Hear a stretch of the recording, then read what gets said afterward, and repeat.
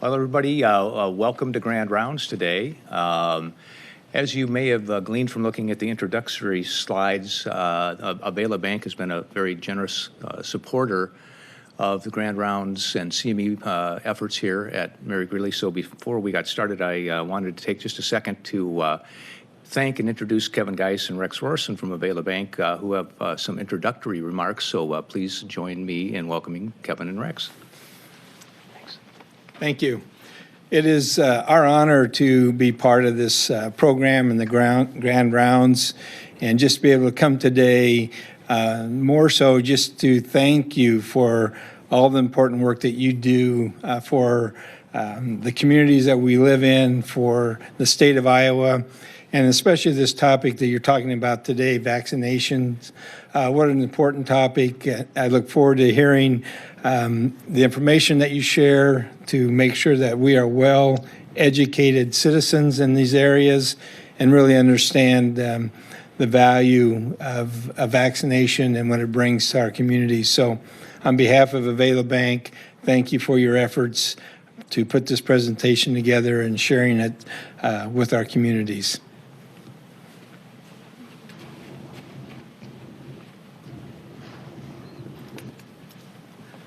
Thanks, Kevin. So today it is my pleasure to introduce from Iowa City, the University of Iowa, co-presenters.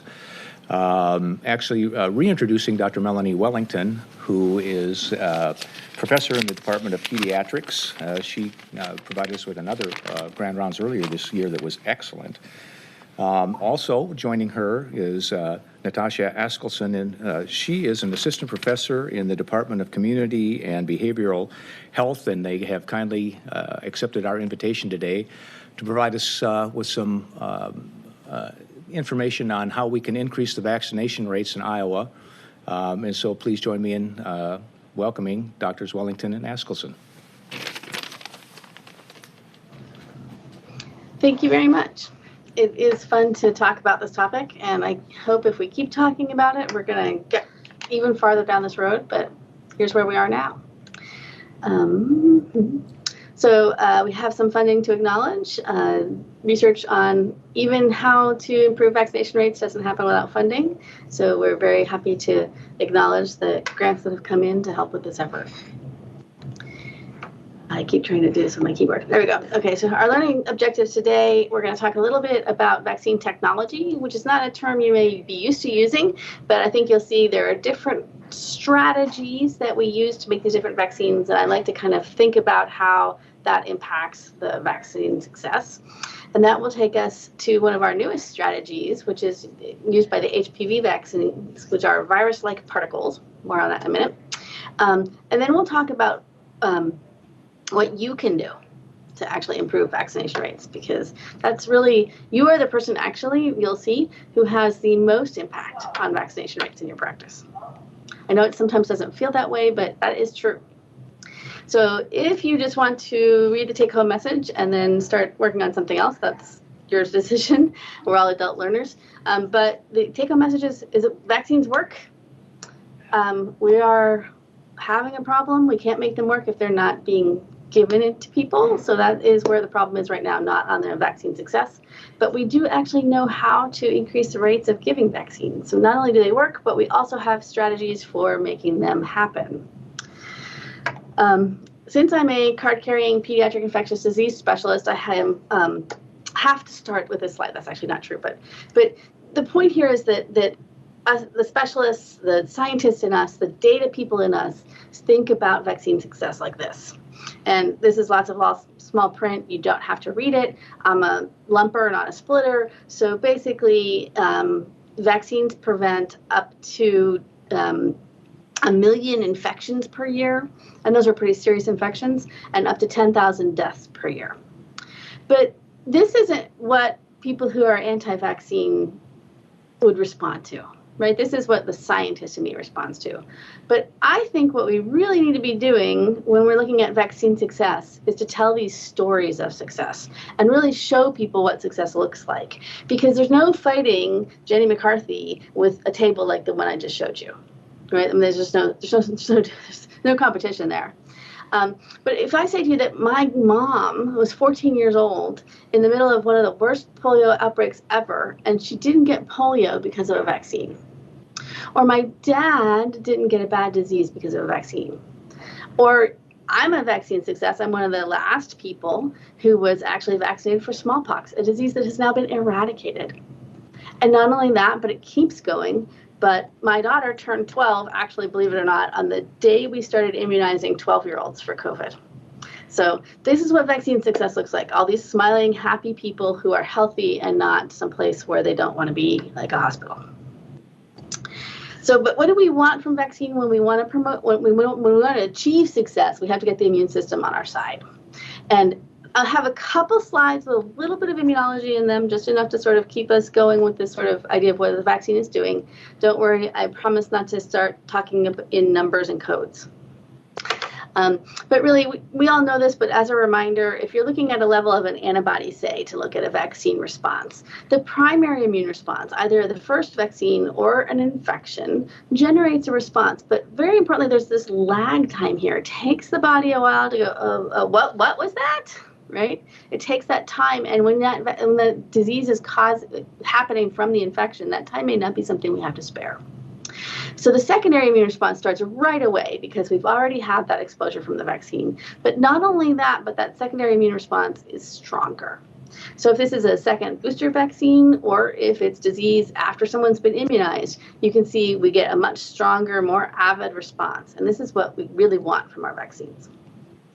And this is also, because again, images versus tables versus people and emotions, this is also vaccine success. So this was actually a picture that was taken in 1901 by a local physician. These two boys were both exposed to smallpox on the same exposure moment, and one of them had been vaccinated before that exposure and one had not. And I think it's pretty easy when you look at an image like this to say, this is what vaccines are good for. Right? And it can really kind of bring home how important they are. So the first vaccine technology I want to talk about is the live virus vaccine versus the inactivated vaccine. And I think the best way to do that is to talk about polio, because it's really a tale of two vaccines. In the 1950s, the U.S. was in the midst of the worst polio outbreak ever, and every year it was getting worse. And every year people were living in fear of this. They were telling their kids they couldn't go outdoors because of this. It was a big deal. And these are the overall U.S. numbers in 1952, but I have a hard time with that sort of stuff, so I use the back of the envelope calculation and some census data and that sort of thing. But imagine if every year in the city of Ames, 8 kids get polio, 3 of them develop paralysis from polio, and every other year one of them dies. I mean, that's scary, right? I mean, that is really scary. And it's not like there was no sense of, oh, polio is a pandemic and we're going to get through this, right? This was every year, and it had been that way for millennia. And so that was generating a lot of concern, and it also led to development of 2 vaccines. The first was the inactivated polio vaccine, and the biological science breakthrough that led to this was they figured out how to grow lots and lots of poliovirus in the lab, and then they formalin inactivated it so it couldn't actually grow in the person. And they did a field trial that involved 2 million children all in one summer. And in 1955, at 10 a.m., they had a press conference to say, look, this vaccine is 90% effective at preventing polio. That afternoon, the FDA authorized its use. That's how scared people were and how worried people were. Now, we've lived through the pandemic now, and we kind of remember last December when things went to the FDA and they got its EUA and everything happened pretty fast, but it wasn't that fast.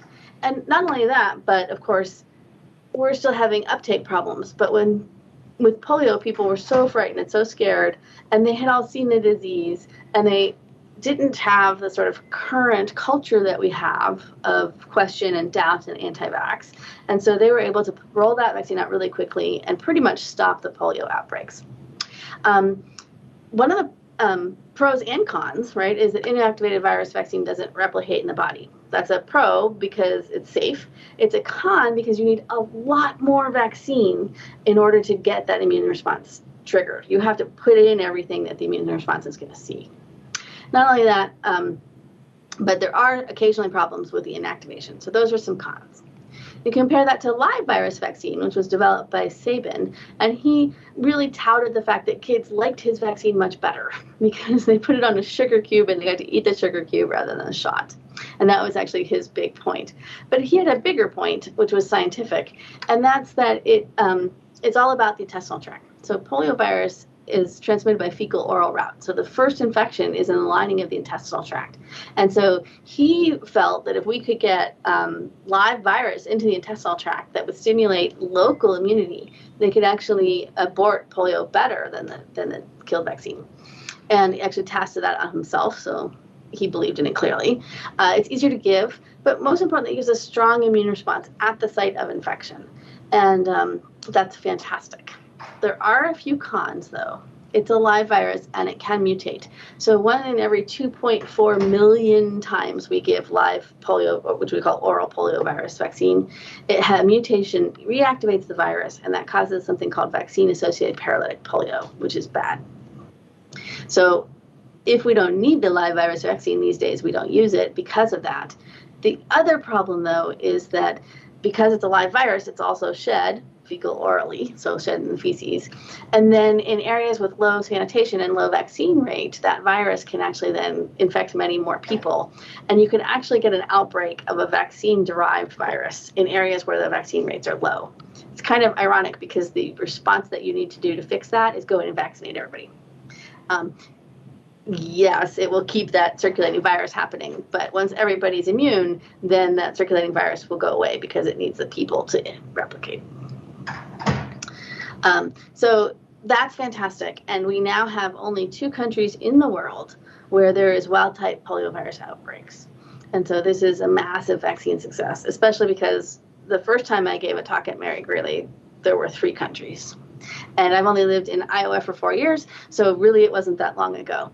So this is what vaccine success absolutely looks like. We have almost gotten to the state of polio eradication. And if we can keep that going without getting hung up by pandemics or wars or whatnot, pretty soon we'll have actually 2 diseases that have been eradicated. So what is this live virus immunity? This is as complicated of an immune slide as it gets, so hang in with me. So you probably remember most of this, but just to kind of bring it to the front because we're talking about some more. There's a vaccine. It has an antigen, right? Goes into your arm or your mouth or wherever. The antigen-presenting cells in the body grab those antigens and take them over to T cells. And I labeled the T cells T. Kind of simple that way. So the T cell sees that, and it stimulates all of the right different pieces of the immune response to make a response. And that includes stimulating B cells to make antibody, stimulating T and B cells to develop memory, but they can also activate innate defenses at the site of infection if you give the vaccine at the site of infection. They can actually activate local responses at the site of infection even if you give it intramuscularly in a little more complicated way. But also, T cells themselves can be killer cells, and that's really important for antiviral responses.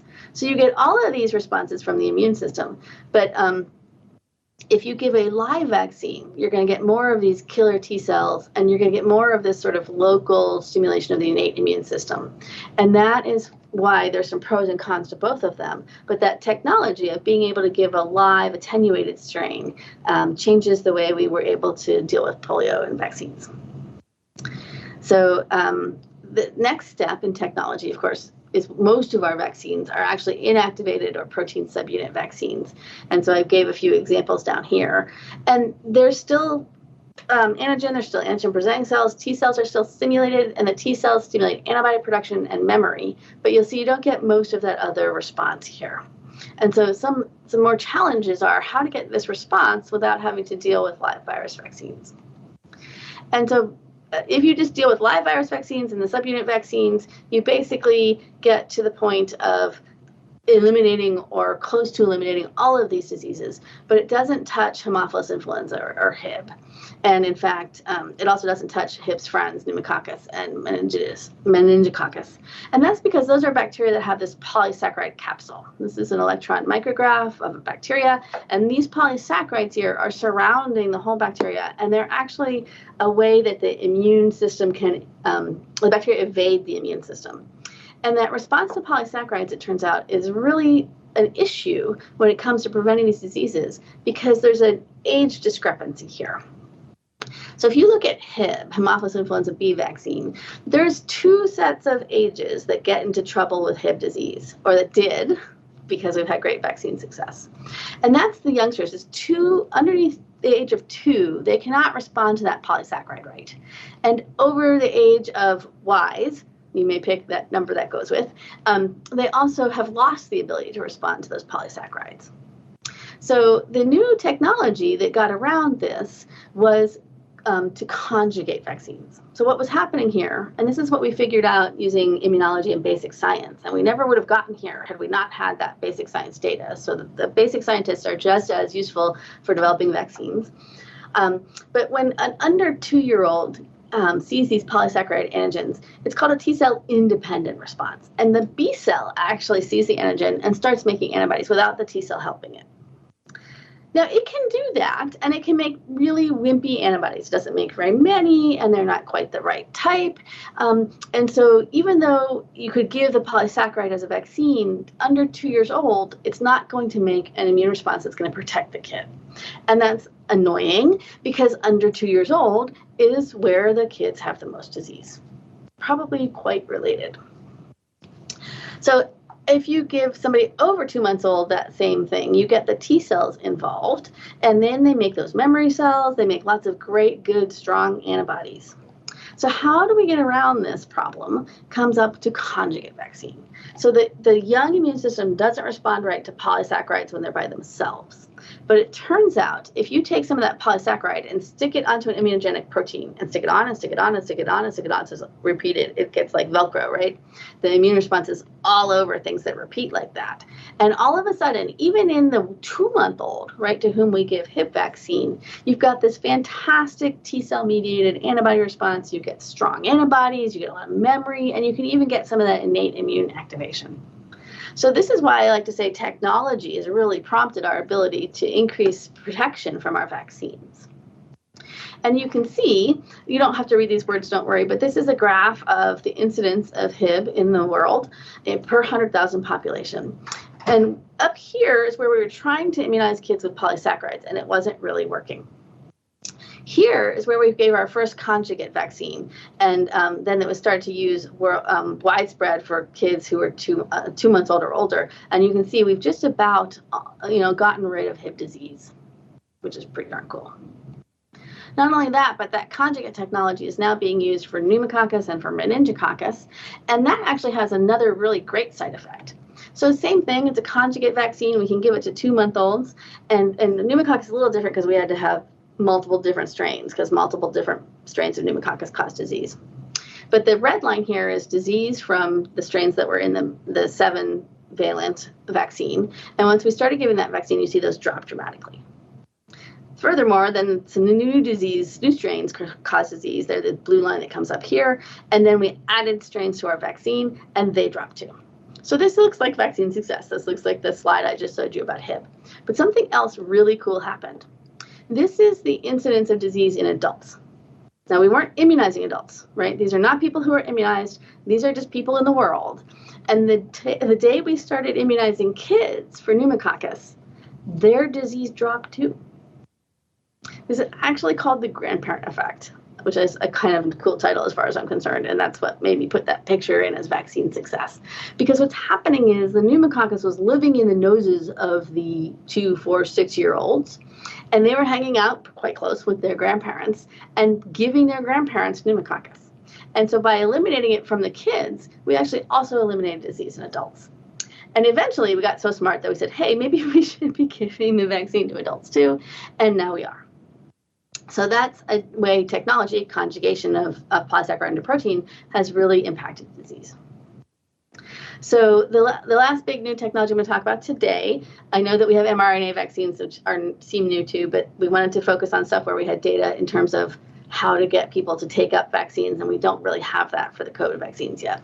But the last big new technology is virus-like particles. So, and that that's used for the human papillomavirus vaccine. And what happens is when you have lots of virus around, those antigen-presenting cells are just like, they can't handle it, right?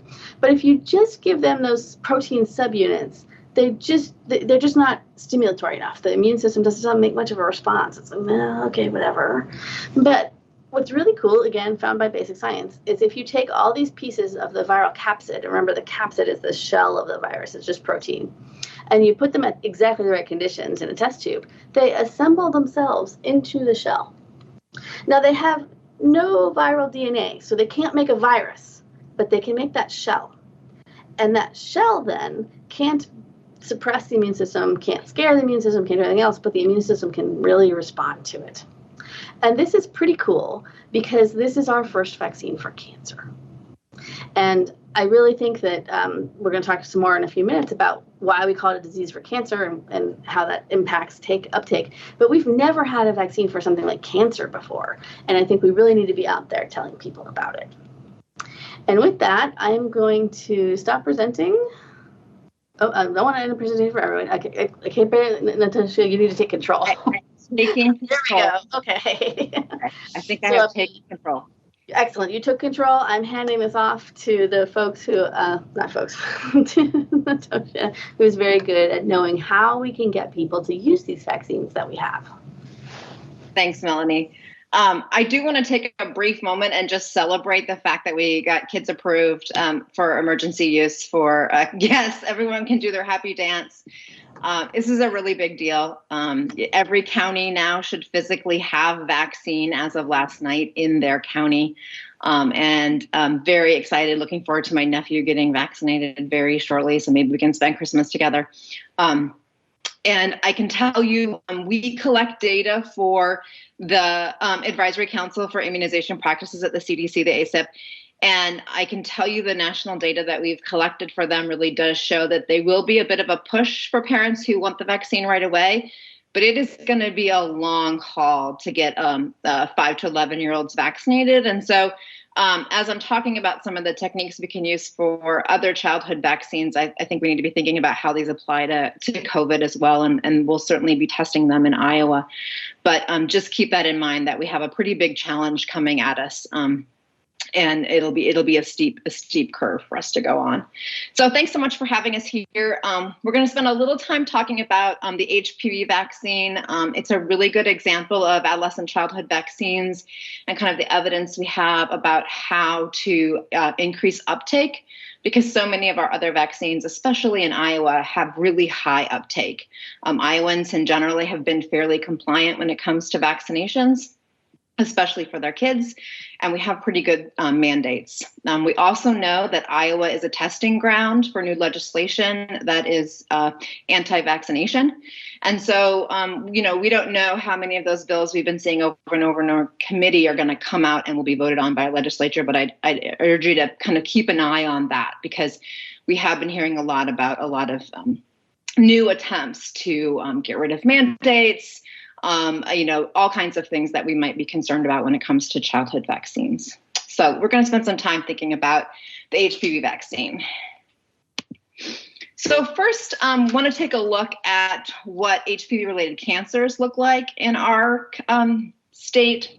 So on the right-hand side, you'll see a list of all the HPV-associated cancers. And in the left-hand side is a map that comes to us from the Iowa Cancer Registry, where everyone who has cancer is registered and their data is kept. And you can see a darker county indicates a higher incident. The map shows HPV-associated cancer incidences that have been adjusted for age from 2014 to 2018. And so while Story County doesn't look too bad, it's got a lighter color, you certainly have surrounding counties that have darker colors. So HPV-related cancer is out there. This graph kind of allows us a little deeper dive into what's going on over time related to HPV-associated cancers in Iowa specifically. So that purple line is really the line of success of Pap testing, right? So it's cervical cancer among women, and we can see how that's declined really nicely over time. The other lines give us a little bit more pause. So that light blue line is male oral pharyngeal cancer, or what we call OPC. And that's been on a steady increase over time, especially in rural areas, but nationally as well. So something we're increasingly concerned about. And then the green dashed line is other other male-associated HPV cancers that are not OPC, and the red dashed line is female-associated cancers that are not cervical cancer. So there's some concerning rates there as things are kind of going up in those categories. But the good news is we have a really highly effective vaccine that when we can get enough folks vaccinated, we're going to see those lines start to curve down as well. So on to our very highly effective vaccine. We know from NHANES data collected through 2003 to 2018 that we've seen declines in HPV infections among teenage girls and young women. In countries that have really high HPV vaccination rates or have mandatory HPV vaccination, they've seen great declines in HPV-associated cancer as well. So hopefully we get to that point at some time too. So I'll give you a little bit more about the vaccine. You all have a lot of things to pay attention to, and sometimes things change and you don't realize it. And the last 2 years, 18 months have been kind of crazy. But to make sure that everyone's kind of on the same page about where we sit with recommendations. So CDC does have some newer guidance on adults 26 to 45 around shared decision making for those adults who it might be appropriate to get the HPV vaccination. And then we've gone to 2 doses for younger kids. And I've actually seen the data on 1 dose. And maybe if we can get over this pandemic, we might have a chance for FDA to look at something like a 1-dose HPV vaccine, which would be really awesome.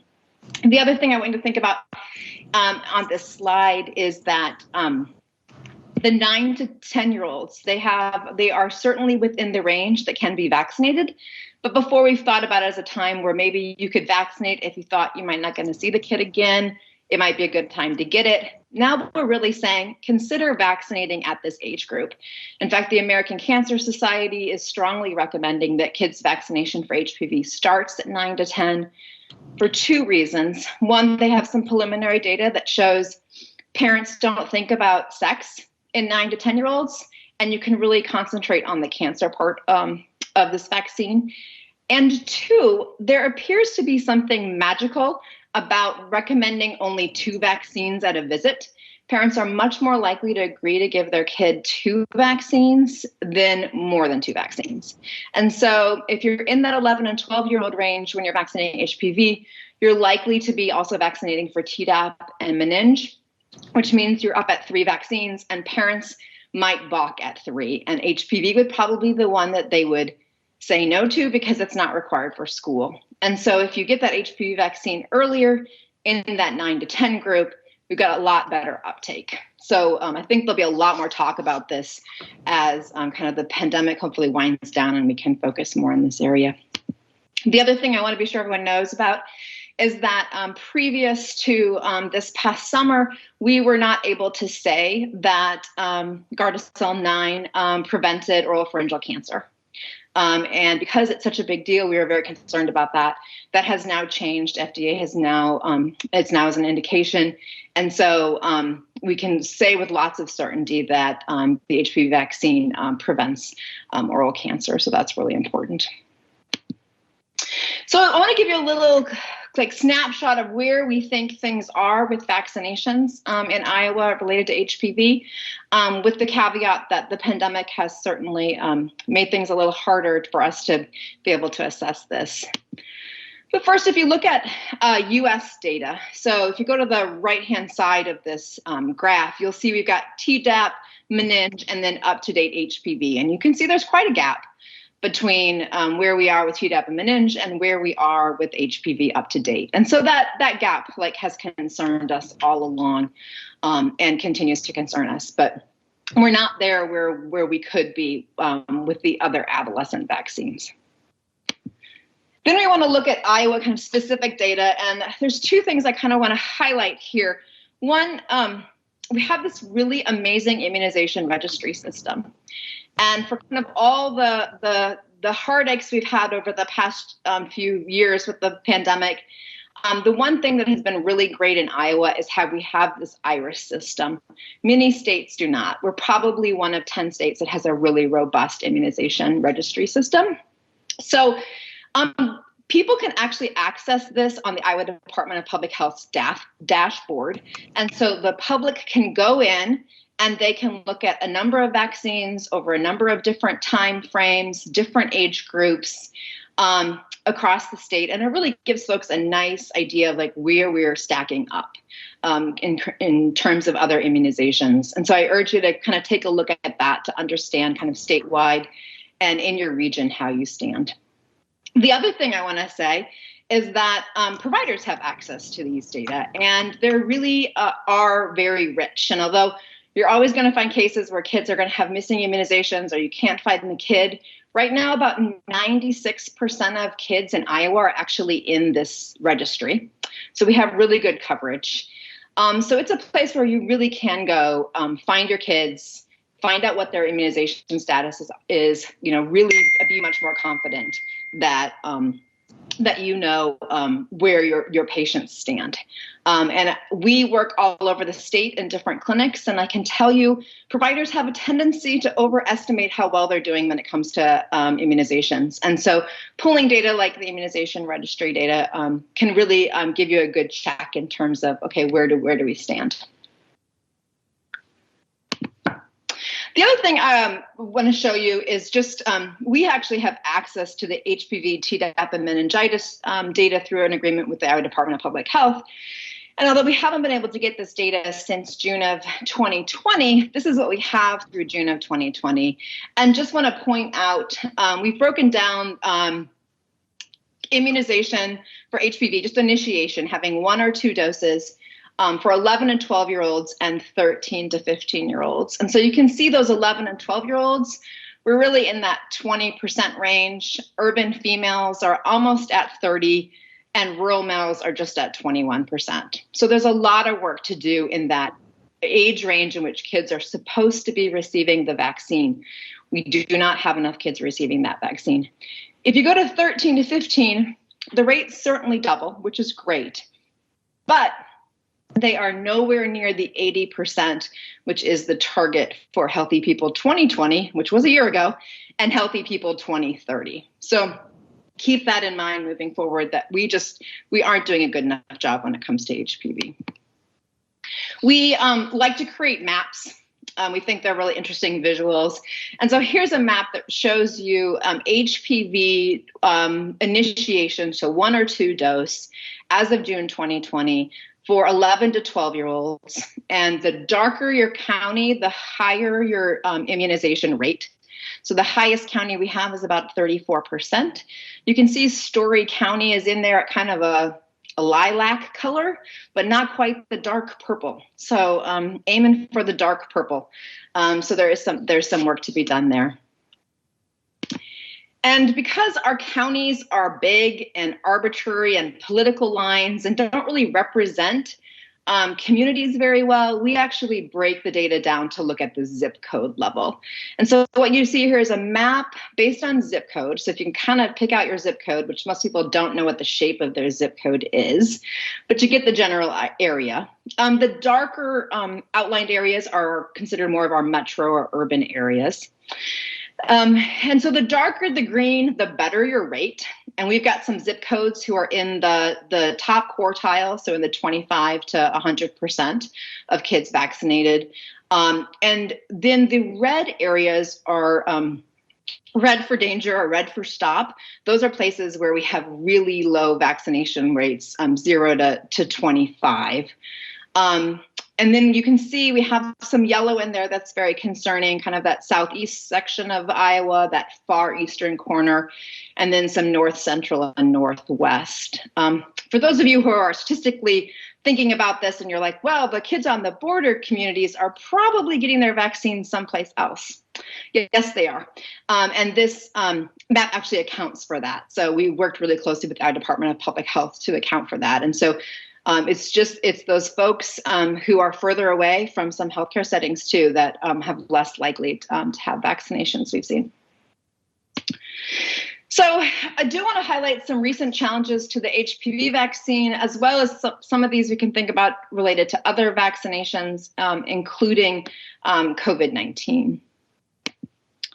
So first I want to talk to you about some work that one of my PhD students who just finished this past summer, Grace Ryan, did.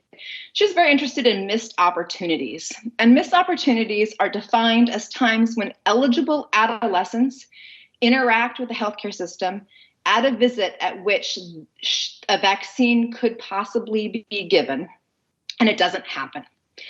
And so she took medical claims data from an insurance company that insures folks in Iowa and looked at kids 11 to 13 and looked at when they were getting the vaccine and how many missed opportunities they had and what kind of missed opportunities those were.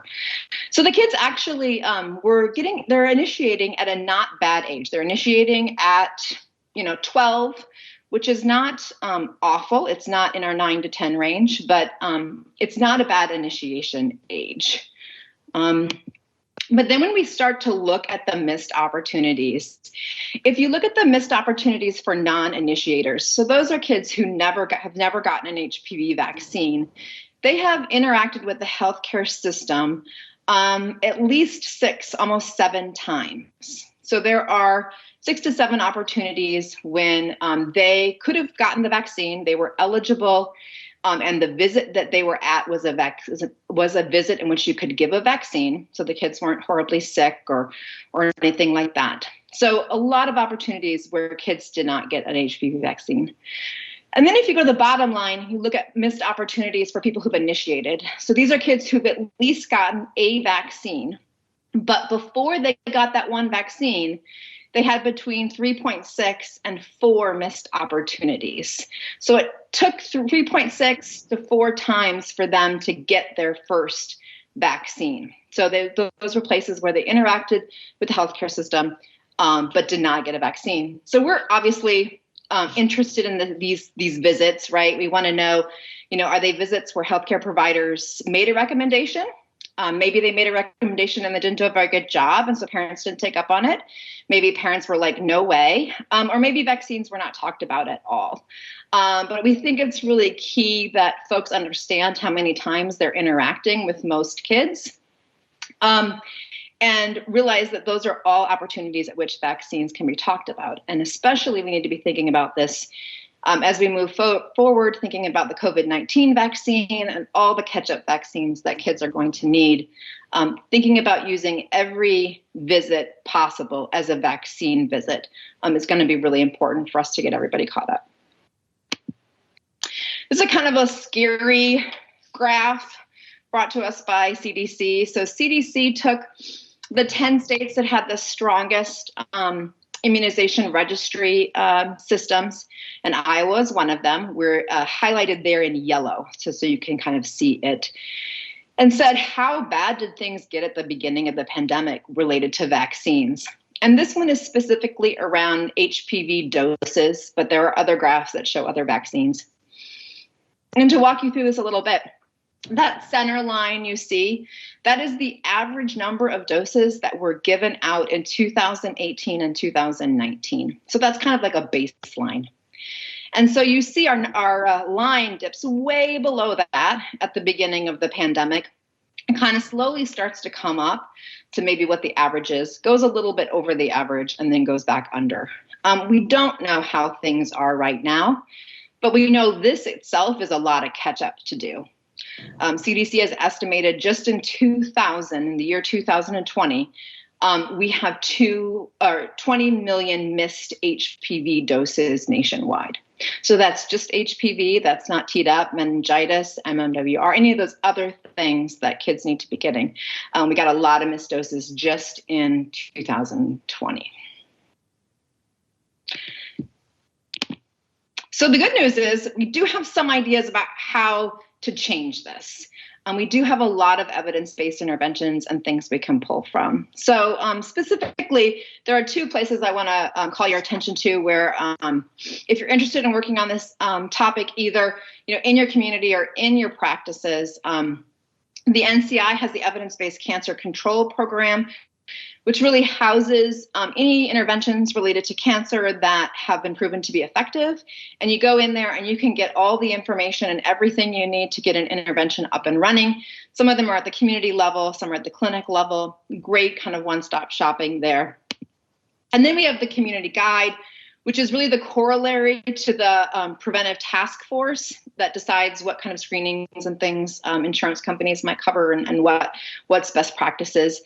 So they decide what's best practices related to interventions. And so they have a whole series on vaccinations, and they've gone through all the evidence and looked at what evidence is there to support different kinds of interventions. And so you can go there and find out, if we're going to do this, does this make sense? Is this been shown to be ineffective? Is this one makes things worse? So another great place to go start if this is something you're interested in. So there's a lot of things that you all can do without even having to go visit those websites. First, we think about things happening at the organizational or clinic level. And so these things have been shown to be effective, not only with the HPV vaccine, but with all vaccines. And we are certainly rolling them out in our COVID-19 vaccination work. These are the things we'll be focusing on for COVID vaccine as well with kids.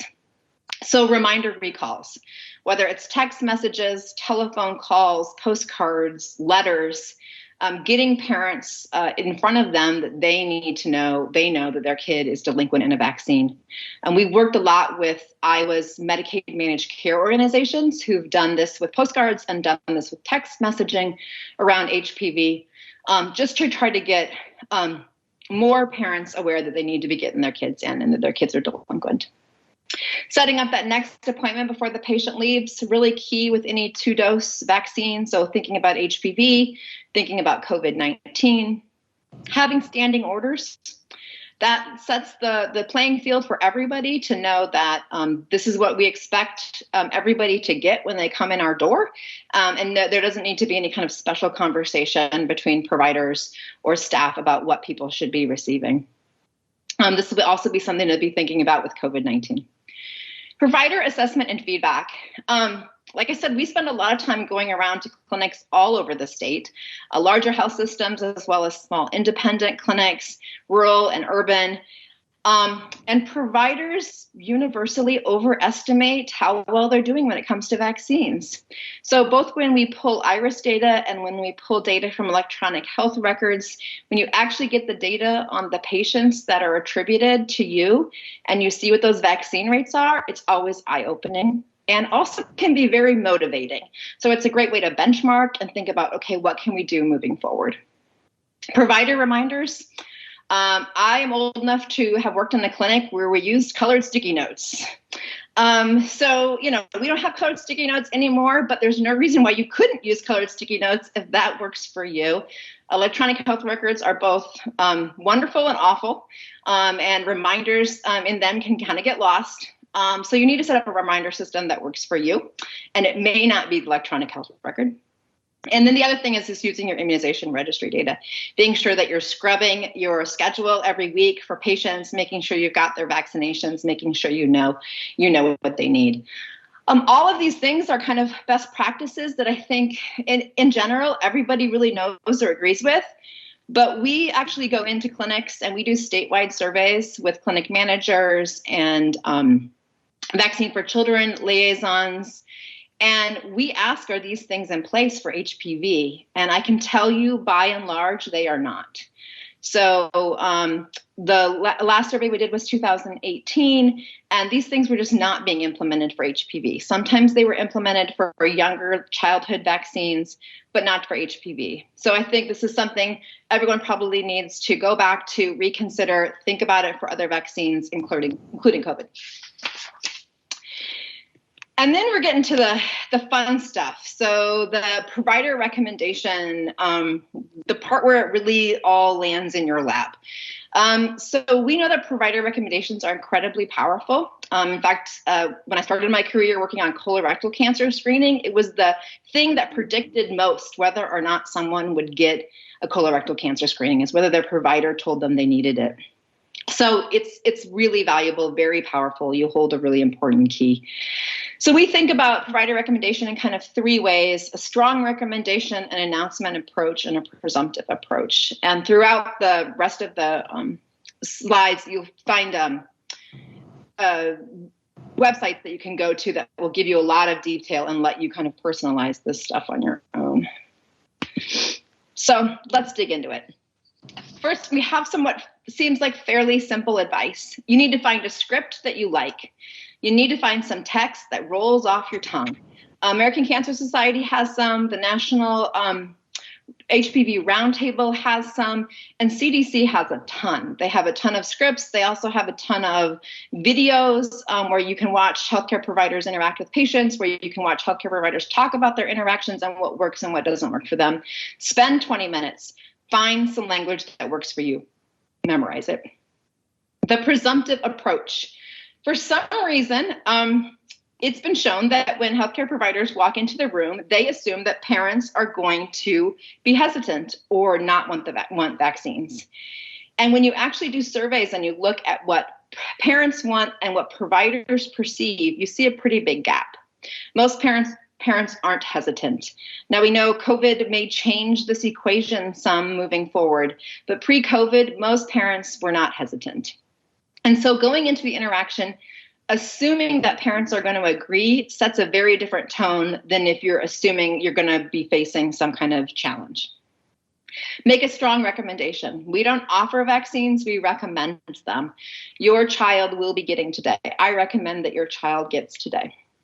Bundle that recommendation and think about the magic of 2 vaccines. So if 2 vaccines is really kind of the maximum that parents really want their kid to have in one visit, and Melanie and I have kind of hypothesized, maybe this is just because you got one arm and there's no more arms to shoot immunization in, or there's a lot of myths around your immune system being overloaded. 2 vaccines does seem to have some magic. So if you're going to take that as a way to approach things, think about which 2 vaccines make sense for you to approach in that visit. If you're going to go for 3 vaccines, make sure you get HPV in the center, so it doesn't seem like it's optional. And you need a formula. So a lot of people say, I'll say the age of the kid, then I'm going to say what I'm going to vaccinate them with, and I'll be sure that I sandwich the HPV vaccine between the other vaccines. So have some kind of formula. Don't give up. Evidence says many people will say yes after you ask again, sometimes even in the same visit, sometimes in another day. Remember, think about all those missed opportunities and times when you do have to have that conversation. So keep that door open, keep asking, keep recommending. If they start to question you, you really focus on safety and efficacy and the effectiveness of these vaccines. We have incredibly safe adolescent and childhood vaccines, and the effectiveness is amazing. Those need to be things that we hang our hat on. Those are things we should be proud of. And remember for the HPV vaccine that this vaccine prevents cancer. It's not about sex. You don't have to go there. Early campaign messages, for those of you who remember the first rollout of Gardasil, did go there, and that was a big mistake. The company never should have done that. You really need to focus on sex.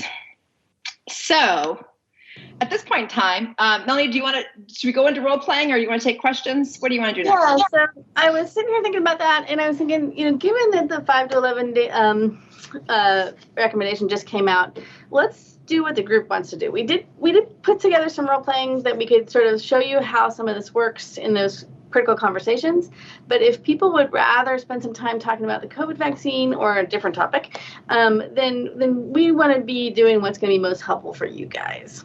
So if you feel strongly one way or another, put something in the chat real quick, or maybe if there's somebody in the room who can kind of give us the mood of the room, anything that's going to sort of steer us one way or another.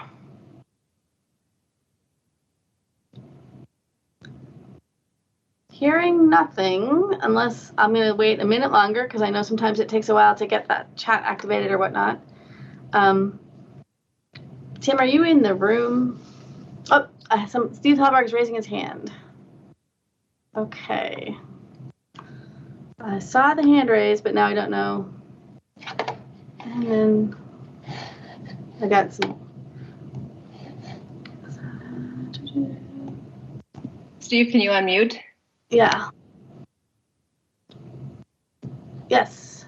Let's see. See if we can find him. Nope.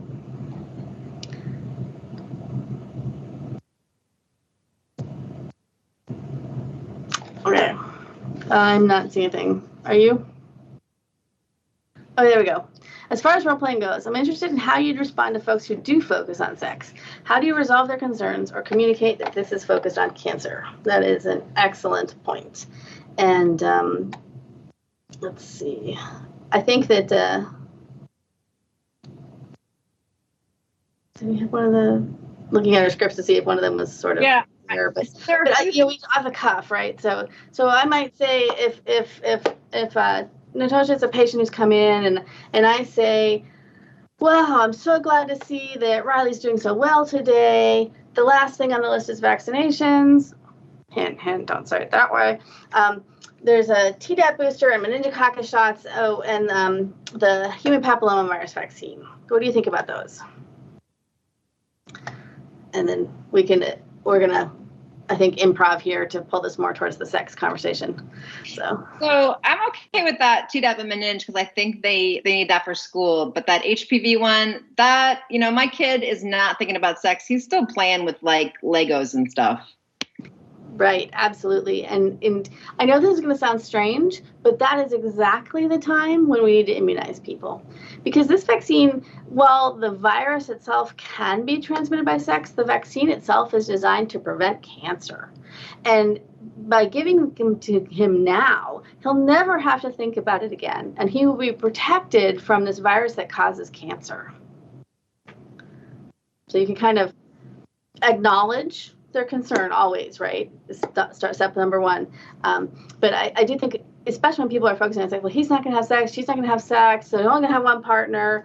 The other thing I sometimes do will say, you know what, the funny thing about human papillomavirus is that some huge portion of our country has this virus with no symptoms at all.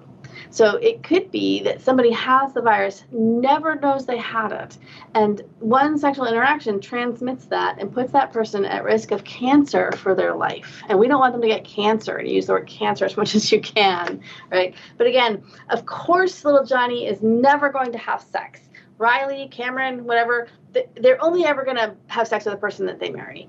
And that may be true or it may not be true, who knows. But the other thing, right, the studies show us that the first time that teens have sex, it's usually not planned. So it's not something that we can wait until they're ready and then vaccinate them, because usually by the time they're ready, they've actually already done it. All of that stuff that you have in your toolbox for talking about sex with people, right? Just really say, I hear you, that the virus absolutely can be transmitted sexually, but that can be done in a single encounter without even knowing it's a problem. And the idea here is to get them prepared and protected from this virus to prevent cancer. That kind of stuff. We've also heard from a kind of a small segment of parents in the survey research we've done that are concerned that the giving kids the Hpv vaccine kind of gives them a license to be sexually active, or means they'll be less careful. And there's absolutely no evidence of that, either in the United States or internationally, or in a place like Australia where it's required for kids. If that was true, things like we'd find other things would be preventing kids, right? HPV hasn't prevented kids from not having sex, right? People haven't been like, I don't think I'm going to be sexually active today because I might get cancer in 20 years. So being sure that you're really focusing that on it's a cancer prevention, and there is no evidence that it kind of gives kids a free license to kind of go be sexually active. Yeah. So another question about role-playing for patients who don't trust the government. This is the tough one, of course. The first thing to remember here is they trust you. There's lots and lots and lots of data out there that even though they may not trust the government, they may not trust CDC recommendations or whatever, they trust you, they have a relationship with you, and you are the person who has the most power to communicate about this sort of stuff. The other thing, in addition to saying that, is all of these little pieces of things that come up that you have a personal, like this is the one I always trip up on, right? I have a bunch of those in my list. That's where some of these sites with all these different scripts come up, because you can kind of scan through there and find one that plays to your weakness. We can sort of start partway through the CAM script and I mean, it was just, Cam, I'm so glad to see you're healthy. Today, in order to help you be even healthier, you are due for a booster vaccine called Tdap and 2 new vaccines, a vaccine that prevents cancer caused by human papillomavirus and one that prevents meningitis. While you're here, we can also give you your flu vaccine so you don't have to come back, right? And so Cam's parent says, my kid doesn't really like shots. and then we have a thing where we talk to the kid, and then it comes out eventually that even if we could convince the kid, don't you love it when parents talk like that? Even if you could convince him, we're against vaccines, right? And so, and I would say, really, what is your concern about vaccines? Oh, you're having me all over. I messed up. Let's say the COVID vaccine is new and it's really too new to know if it's safe. I've read stories on the internet about terrible things like infertility that can happen to kids. Yeah. So, yeah, I hear about the internet. I can never tell which of those stories is really based in truth and which ones are just clickbait. I saw this awful story this morning about how McDonald's Sprite is so strong it killed Prince Philip. So again, really kind of putting into frame that the internet is not the place for accurate information.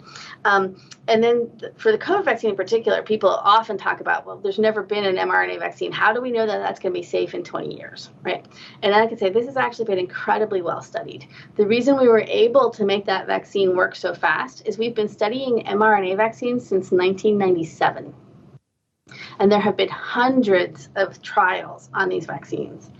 And the reason we haven't got one into our regular schedule yet is just we haven't gotten one that's fitting just right.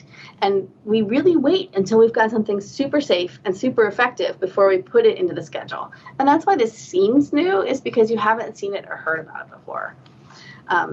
And then, really focusing on it seems new, but we have a ton of information about it.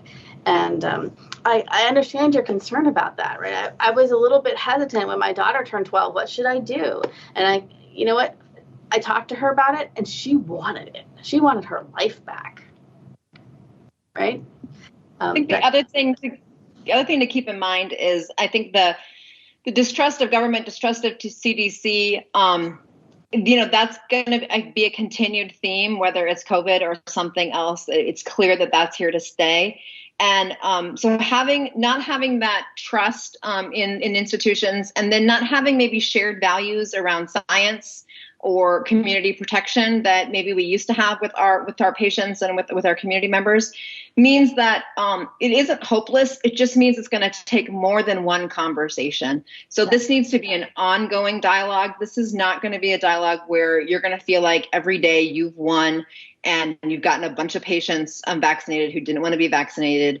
It's going to be slowly moving that really big rock up a really steep hill, because it's going to be hard to kind of rebuild that trust. And it's just not going to happen in one conversation. Right. And then really sort of saying, I hear you. I was worried about that too. I went back and went through the data myself, right? Or I went through the data and I made this summary of it. Let me give it to you, right? So this is my review, not the CDC's review, because again, they trust you. And then you're always okay saying, how about if we make another appointment to talk about this more? Because, of course, it always comes up, right? Like, right when you've got like 15 kids who are waiting for their ear infections, and this visit has already gone on half as long as it should have, right?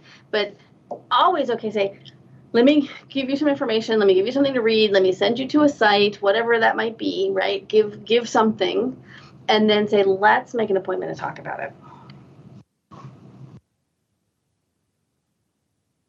And then make the appointment before they leave. Yeah, and unfortunately, because of COVID, I think we're just going to see this with a lot of vaccines that you didn't have problems with before.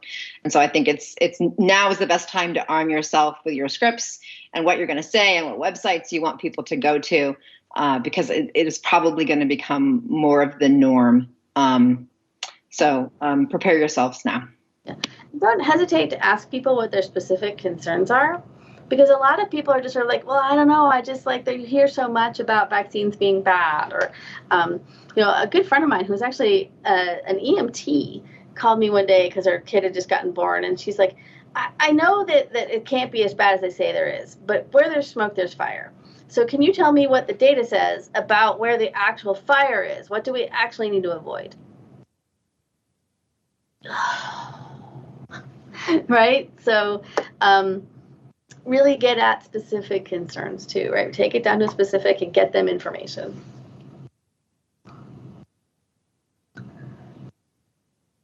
Looks like we got 1 more minute, or nope, we're out of time as I speak. No.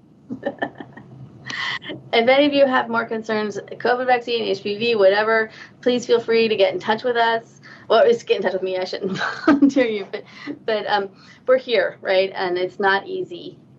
The great thing I learned about when we put this talk together is how many different websites are out there to support you figuring out how to say these things. Those are very helpful.